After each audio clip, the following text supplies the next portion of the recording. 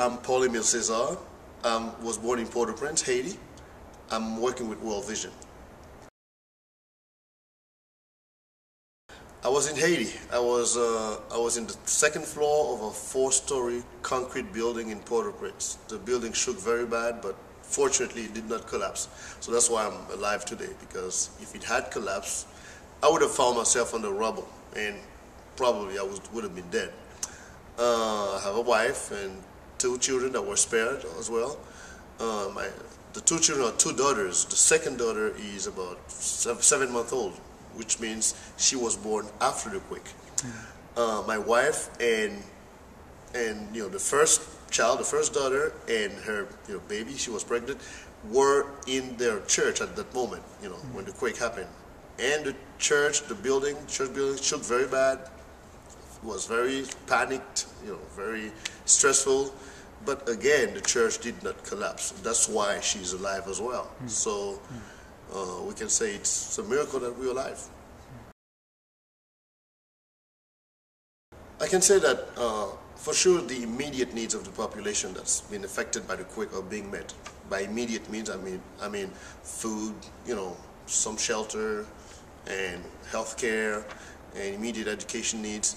But the actual change that we're expecting, that we're waiting for, will take a little longer because it's impacted by decision makers and other issues that are not altogether within World Vision's realm. So we're expecting things to get better, but it will take some time and we need patience. It's a long ways. The Haitian people is a strong people, a resilient people. And when you find yourself in that situation, you have no choice but cope and keep on living, and which is what we've been doing so far. But as a Haitian, I must say also that we believe in prayer and hard work. And through these things, we believe we're going to make it.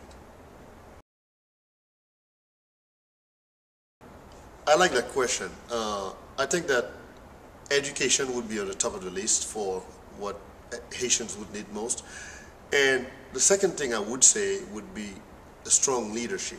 The Haitian people in general Haiti is a land of resources, especially its people, is resources that are not being used at their full potential and sometimes not being used at all.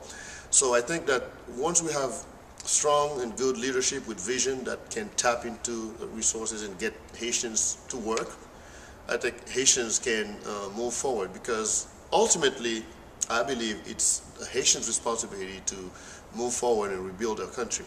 We appreciate the help of all partners we have from the international community that are making a difference, but we know at the end of the day it's our responsibility.